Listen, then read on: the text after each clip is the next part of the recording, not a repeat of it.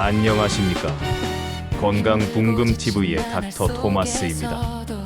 여러분, 충격적인 사실 하나 알려드릴게요. 소금을 과도하게 섭취하면 면역력이 현저히 약해집니다. 이건 단순한 추측이 아니에요. 독일본 대학병원 연구팀이 2020년 과학중개의학저널에 발표한 연구에 따르면 고염식을 먹인 생쥐는 일반 생쥐보다 훨씬 더 심각한 박테리아 감염에 시달렸고, 하루에 소금 6g을 추가로 섭취한 사람들도 뚜렷한 면역 결핍 증상을 보였다고 합니다. 이 연구는 우리가 그동안 소금에 대해 가졌던 단순한 생각을 뒤흔들어 놓았어요. 많은 분들이 소금은 그저 혈압만 높이는 물질이라고 생각했는데, 실제로는 우리 몸의 면역 시스템에도 직접적인 영향을 미친다는 사실이 밝혀진 겁니다. 본대학 실험면역학 연구소의 크리스티안 쿠르츠 교수는 과도한 소금 섭취가 면역계의 중요한 부분을 현저하게 약화시킨다는 사실을 처음으로 증명했다고 강조했습니다. 그렇다면 소금이 면역력을 떨어뜨리는 메커니즘은 무엇일까요? 연구팀은 고염식이 체내의 글루코코르티코이드라는 호르몬을 축적시키고, 이것이 면역세포의 기능을 억제한다는 것을 발견했어요. 글루코코르티코이드는 우리가 흔히 아는 스트레스 호르몬의 일종인데, 과도하게 분비되면 백혈구와 대식세포의 활동을 저하시킵니다. 쉽게 말해서 우리 몸의 군대가 제대로 싸울 수 없게 되는 거죠. 더 흥미로운 건 소금이 우리 몸의 다른 부분에는 축적되는데, 혈액에는 일정한 농도로 유지된다는 점입니다. 신체는 혈액과 여러 장기에서 소금 농도를 거의 일정하게 유지하려고 해요. 그렇지 않으면 중요한 생물학적 과정이 손상될 수 있으니까요. 유일한 예외가 피부입니다. 몸에서 소금 저장소 기능을 하는데, 이것이 일부 피부 질환에 소금이 효과적인 이유예요. 하지만 과도한 소금은 콩팥에 의해 걸러져 소변으로 배출되는 과정에서 신체에 부담을 주게 됩니다. 그렇다면 소금을 아예 안 먹으면 될까요? 여기에 놀라운 역설이 있습니다. 미국 심장협회는 1995년 소금을 적게 섭취한 사람들이 적절한 양을 섭취한 사람보다 심장 발작이 4배가량 더 많다는 연구 결과를 발표했어요. 또한 미국 의학저널은 2006년 소금을 적게 먹은 사람들이 적당히 먹은 사람보다 심혈관계 질환으로 사망할 확률이 37%가량 높다고 발표했습니다. 최근 국내 연구도 이를 뒷받침합니다. 연세의료원 연구팀이 한국인 14만 3,050명을 10년간 추적 조사한 결과, 나트륨 섭취량이 사망률이나 심혈관계 사망률과 직접적인 관련이 없다는 결과가 나왔어요. 이 연구는 2023년 국제학술지 프론티어스 인 뉴트리션에 게재되어 큰 주목을 받았습니다. 연구를 이끈 이지원 세브란스병원 교수는 소금을 너무 적게 먹어도 건강에 좋지 않다고 강조했습니다. 그렇다면 적정량은 얼마일까요? 세계보건기구는 성인의 하루 소금 섭취량을 티스푼 1개에 해당하는 최대 5g으로 권장하고 있어요. 나트륨으로 환산하면 2000mg입니다. 하지만 생존을 위해 하루에 최소한으로 섭취해야 하는 나트륨은 500mg 정도라고 알려져 있습니다. 흥미롭게도 우리나라 사람들은 하루 평균 4583mg의 나트륨을 섭취하는데, 이는 최소 섭취량의 9배에 가까운 양입니다. 여기서 중요한 질문이 생깁니다. 모든 소금이 똑같을까요? 천일염과 정제염, 죽염은 어떤 차이가 있을까요? 목포대학교 천일염생명과학연구소의 함경식 교수는 한국산 천일염이 미네랄이 풍부하여 정제염과는 다른 건강 효과를 보인다는 연구 결과를 발표했습니다. 천일염에는 염화 나트륨 외에도 마그네슘, 칼슘, 칼륨 같은 미네랄이 4에서 6% 정도 함유되어 있어요. 특히 한국산 천일염은 독특합니다. 전 세계에서 생산되는 천일염의 거의 대부분은 미네랄이 거의 없고 염화나트륨 함량이 99% 이상인데, 한국산 천일염은 갯벌을 개조한 염전에서 생산되어 갯벌의 식물성, 플랑크톤 등 다양한 영양 성분이 스며들기 때문입니다. 2009년 기준으로 전 세계 소금 생산량 중 갯벌 천일염은 0.15%에 불과한데 이 중 86%를 우리나라에서 생산합니다. 더욱 놀라운 건 천일염의 건강 효과입니다.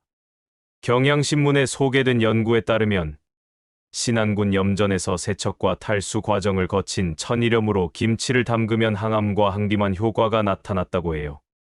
이 연구는 세계적인 권위를 인정받는 네이처 자매지인 사이언티픽 리포트에 게재되어 우리 천일염의 과학성을 세계에 알렸습니다.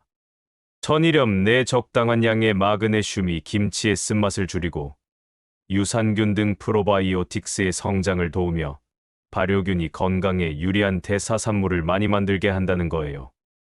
그렇다면 천일염의 미네랄이 면역력에 어떤 영향을 미칠까요? 미네랄은 우리 몸의 삼투압을 조절하고 탈수를 예방하고 독소를 배출하며 면역력을 높여 체내 염증을 조절하는 효과가 있습니다. 특히 마그네슘은 300가지 이상의 효소 반응에 관여하며 칼슘, 칼륨과 함께 신경 전달과 근육 운동에 필수적이에요. 한국산 천일염은 세계적으로 유명한 프랑스 게랑드 천일염보다도 미네랄 함량이 2배 이상 많다고 알려져 있습니다. 한의학적 관점에서도 소금은 중요합니다. 동의보감을 보면 소금은 음식의 맛을 내고 위장의 기능을 돕는 약재로 기록되어 있어요. 적당한 염분은 신기를 보호하고 혈액 순환을 돕는다고 했습니다. 하지만 과도한 염분은 신장에 부담을 주고 혈액을 농후하게 만들어 각종 질병의 원인이 된다고 경고했죠.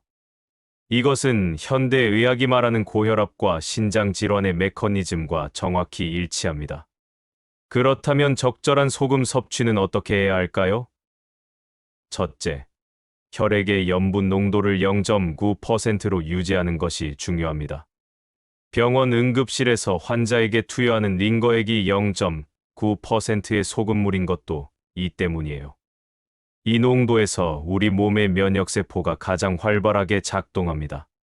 둘째, 소금의 종류를 신중하게 선택해야 합니다. 가능하면 미네랄이 풍부한 천일염을 사용하되 간수를 뺀 숙성 천일염이 좋습니다. 셋째, 소금과 함께 칼륨을 충분히 섭취해야 합니다. 연세의료원 연구에서는 칼륨을 충분히 섭취한 그룹의 총 사망률이 21%, 심혈관계 사망률이 32% 낮았다고 보고했어요. 칼륨이 풍부한 과일, 채소, 전곡류를 충분히 먹으면 나트륨의 부작용을 상쇄할 수 있습니다. 바나나, 감자, 시금치, 아보카도 같은 식품이 대표적이죠. 넷째, 개인의 건강 상태에 따라 조절해야 합니다. 고혈압이나 신장 질환이 있는 분들은 저염식이 필수적입니다. 반대로 저혈압이나 기립성 어지럼증이 있는 분들은 적절한 염분 섭취가 오히려 도움이 될 수 있어요. 획일적인 기준보다는 자신의 몸 상태를 관찰하며 조절하는 지혜가 필요합니다. 다섯째, 가공식품과 외식을 줄여야 합니다. 라면 한 봉지에는 2100mg, 짬뽕에는 4000mg의 나트륨이 들어있어요. 편의점 도시락 하나만 먹어도 세계보건기구 하루 권장량의 70%를 섭취하게 됩니다. 집에서 직접 요리할 때는 소금 대신 식초, 레몬즙, 고춧가루, 마늘, 생강 같은 향신료로 맛을 내는 것이 좋습니다. 여섯째, 운동 후나 땀을 많이 흘렸을 때는 적절한 소금 보충이 필요합니다. 과도한 발화는 체내 전해질 균형을 깨뜨려 탈수와 전하트륨혈증을 유발할 수 있어요. 이럴 때는 소량의 소금물이나 이온 음료로 전해질을 보충하는 것이 오히려 면역력 유지에 도움이 됩니다. 최근 소금 건강법이 유행하면서 따뜻한 소금물을 마시는 분들이 많아졌습니다. 500ml 물에 소금 4.5g을 넣어 하루 3에서 4회에 걸쳐 마시는 방법인데요. 이것이 체내 염도를 0.9%로 유지하는데 도움이 된다고 주장됩니다. 하지만 의료계에서는 이에 대해 신중한 입장이에요. 가톨릭의대 가정의학과 염근상 교수는 천일염이 미네랄이 풍부한 것은 사실이지만 그렇다고 많이 섭취해도 무방하다는 뜻은 아니라고 강조했습니다. 결론적으로 소금과 면역력의 관계는 단순하지 않습니다.